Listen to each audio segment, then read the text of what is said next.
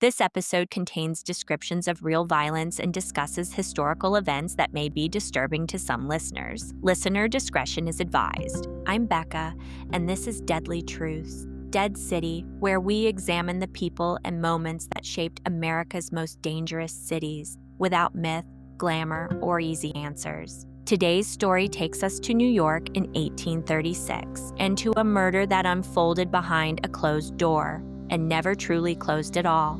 Just after midnight on April 10, 1836, the boarding house is quiet. Gas lamps glow faintly in the hallways. Most of New York is asleep.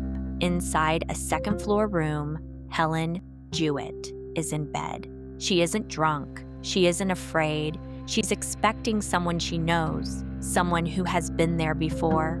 At some point, a man enters the room. The lamp is shattered, plunging the space into darkness. What follows isn't chaotic or rushed. It's close. It's controlled. Helen is struck repeatedly with a hatchet. The blows are deliberate and focused, aimed at her head and face. Her skull is fractured. The injuries are severe enough that whoever did this was standing right over her. Then the attacker does something that still shocks investigators nearly 2 centuries later. He pours coal oil over the bed and sets it on fire, not to destroy the body, not to erase the scene. The fire is small, contained, almost careful.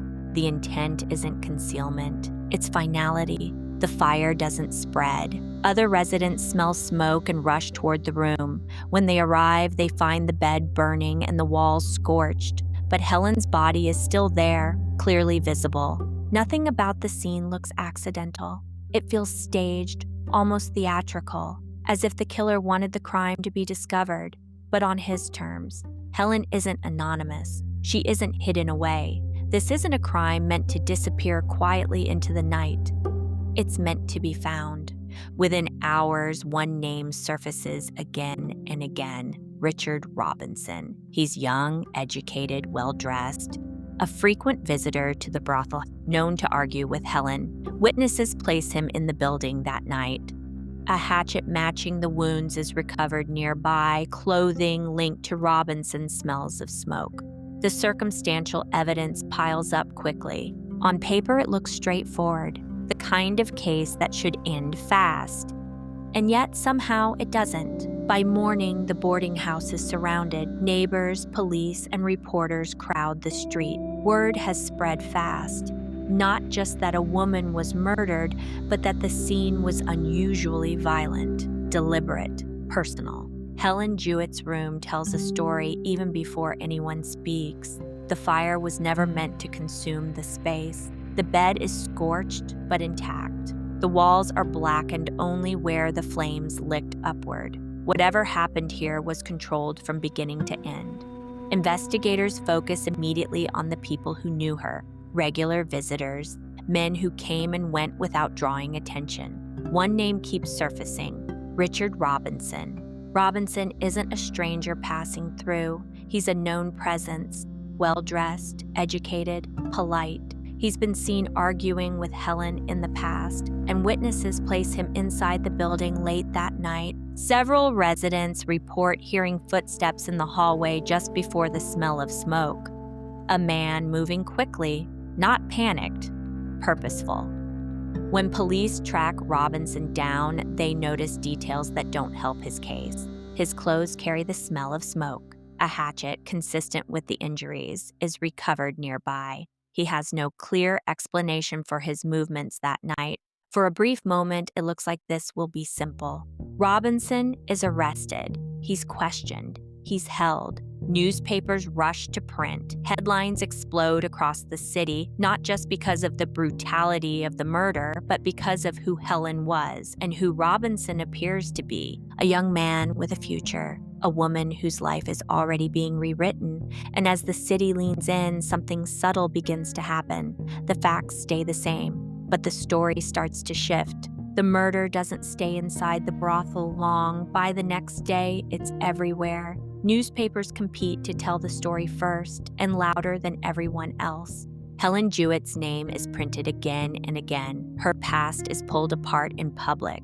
where she lived, how she dressed, who she saw. Details that have nothing to do with how she died suddenly become the headline. Descriptions grow exaggerated, intimate, cruel. She's no longer a person, she's a character. At the same time, the language around Richard Robinson begins to soften. He's described as young, educated, respectable, a man with prospects, someone who doesn't fit the crime he's accused of. Nothing about the evidence has changed, only the framing has. As the coverage spreads, the case becomes less about what happened in that room and more about what kind of people the public is being asked to believe in.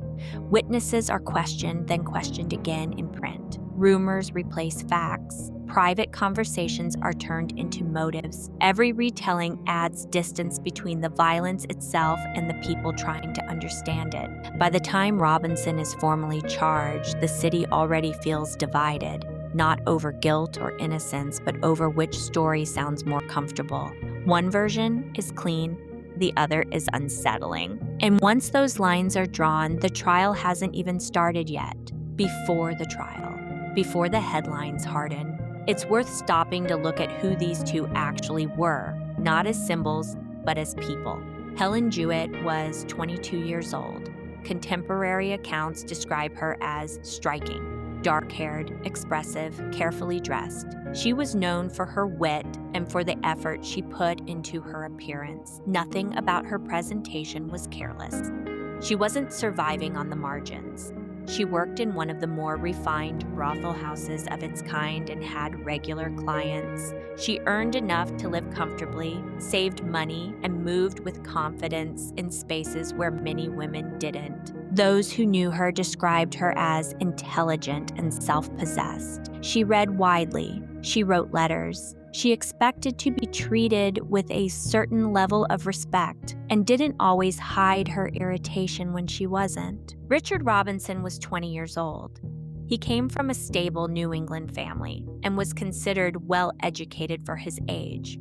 By most accounts, he was clean-cut, soft-spoken, and carefully groomed. He dressed well, he blended easily into polite society. Nothing about his appearance suggested volatility or excess. People described him as reserved, even mild.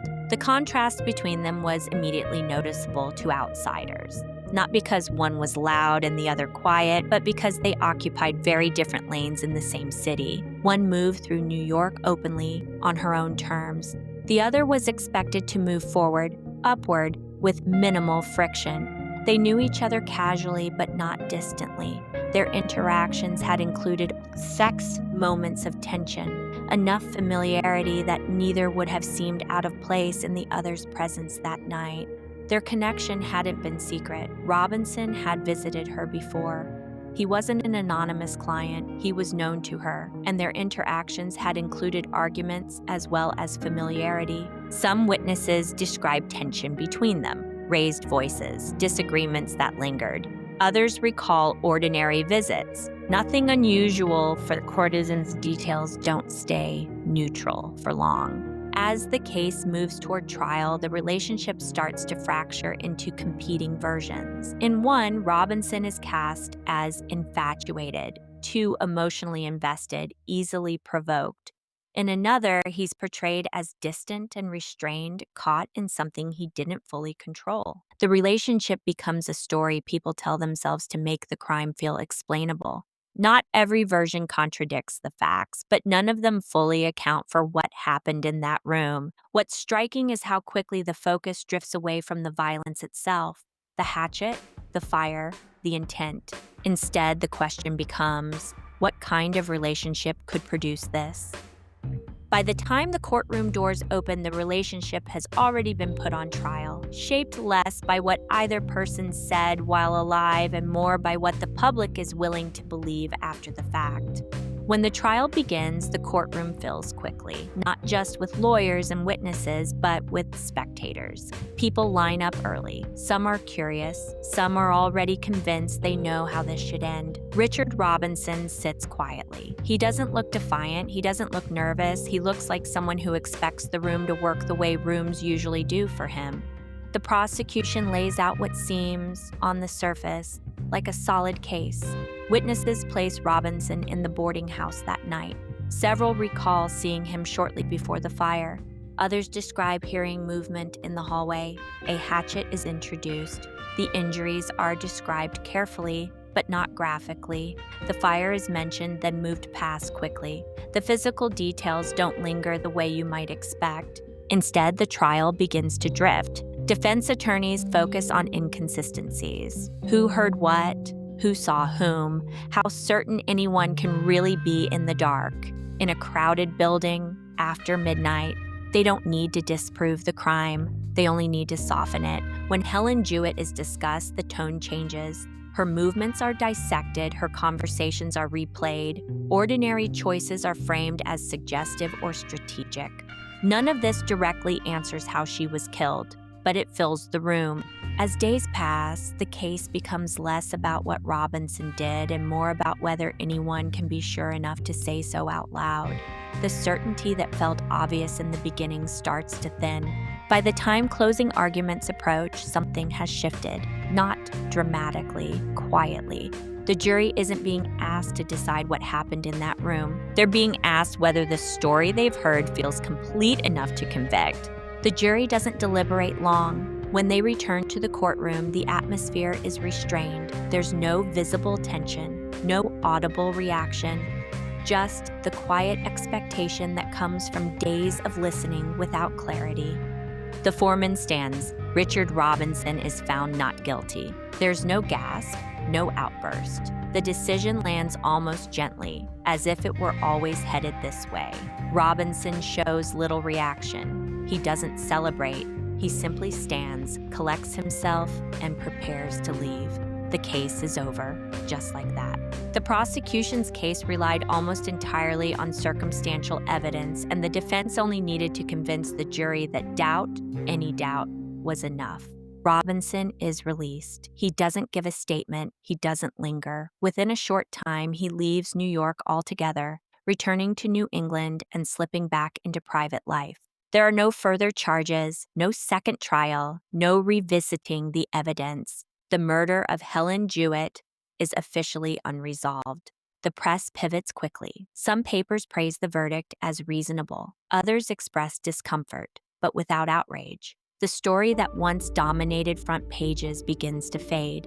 Helen is buried quietly. There is no public reckoning. No moment where the city pauses to reconsider what it just witnessed. What remains is a gap, a violent death with no accountability, a suspect who disappears into obscurity, a case that becomes precedent, not because it was solved, but because it wasn't. And long after the courtroom empties, one detail lingers. Someone entered a room, smashed a lamp, used a hatchet, set a bed on fire, and then walked away. We're looking at this with hindsight, not labels that existed at the time, but patterns we recognize now. When people later tried to make sense of what happened, one description kept surfacing around Richard Robinson: persistent. He didn't appear once and disappear. He returned, he lingered. He treated the connection as something more than a visit that ended at the door. That persistence mattered. Contemporary accounts suggest Robinson wanted emotional access, attention, reassurance, a sense that he mattered beyond the terms of the arrangement. When that expectation wasn't met, frustration followed. Helen Jewett didn't hide her boundaries. She was known for being direct when she felt pressured or disrespected, and that refusal to soften, to reassure, to pretend appears to have escalated the tension. This is where hindsight sharpens the picture. Repeated visits, arguments. A young man who didn't take no as final, but as something to push against, not openly threatening, not dramatic, just quietly insistent. That kind of fixation doesn't always look extreme from the outside. It can look like devotion, or wounded pride, or persistence that people excuse as romantic, until it isn't. If Robinson was the killer, the violence fits a familiar pattern: rejection followed by rage, intimacy turning into punishment, control asserted when emotional access is denied. Nothing about that requires planning over weeks. It only requires a moment where entitlement collides with refusal. And what makes this case unsettling isn't just the act itself, it's how ordinary the buildup appears. A young man convinced he deserved more, a woman unwilling to give it. The danger wasn't obsession alone, it was the moment he decided her answer didn't matter. What we do see is fixation, repeated visits, emotional investment, arguments that suggest he wanted more access than she was willing to give, difficulty accepting limits once they were stated. In the 1830s, that kind of behavior often wasn't recognized as dangerous. It was dismissed as persistence, wounded pride, or youthful infatuation. In hindsight, it reads differently. What the evidence suggests he wanted was exclusivity and validation. Robinson appears to have wanted to be special to her, not just another client, not interchangeable. He wanted emotional priority in a situation that, by definition, didn't offer it. That's where the tension lives. At first glance, Helen Jewett doesn't look like a gang story. There are no street fights, no crews, no named leaders circling her case. But Helen Jewett sits right at the center of the same world gangs came out of. She lived and worked in Lower Manhattan in the orbit of 5 Points, a neighborhood defined by transience, violence, informal economies, and men who move between jobs, crimes, and loyalties. The same boarding houses, taverns, and streets that produced gangs were the spaces her clients came from. Gangs didn't form in isolation. They formed around places. And Helen was part of that ecosystem. Her clients weren't just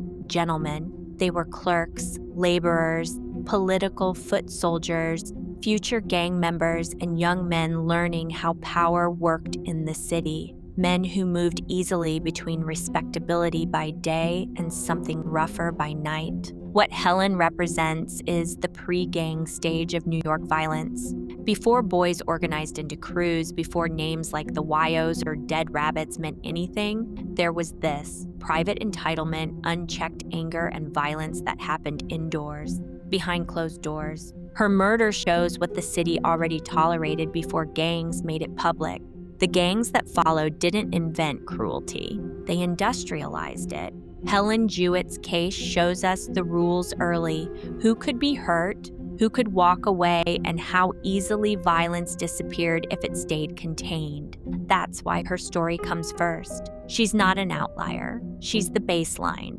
And once you understand what happened to her, the rise of gangs like the Wyos or figures like George Appo doesn't feel like a leap. It feels inevitable. After the verdict, Richard Robinson, he returned to New England, never spoke publicly about the murder of Helen Jewett. He was never charged again, never implicated in another violent crime, and never revisited the case in any known record. In history, he doesn't reappear as a villain or a cautionary tale. He simply fades into anonymity. That disappearance, more than the verdict itself, is how the story ends. This case matters because it changed how crime was covered in America. It unfolded in real time through mass newspapers, shaped public opinion before the verdict, and showed how reputation could matter as much as evidence. It also left a murder unresolved, demonstrating how violence behind closed doors could disappear without accountability, even when the whole city was watching. This is America's first media-driven murder case, the prototype for modern true crime and the moment crime became entertainment in our history here in our country. You've been listening to Deadly Truths, Dead City. These stories aren't about spectacle. They're about what cities allow to happen quietly, behind doors in courtrooms and in the spaces no one wants to look at for too long. If this episode stayed with you, follow Deadly Truths on Spotify, Apple Podcasts, and YouTube. Rating and sharing the show helps keep these forgotten stories from disappearing again. New episodes drop weekly, each one tracing the people and patterns that built America's most dangerous cities. Because the past isn't dead, it's just buried under the city.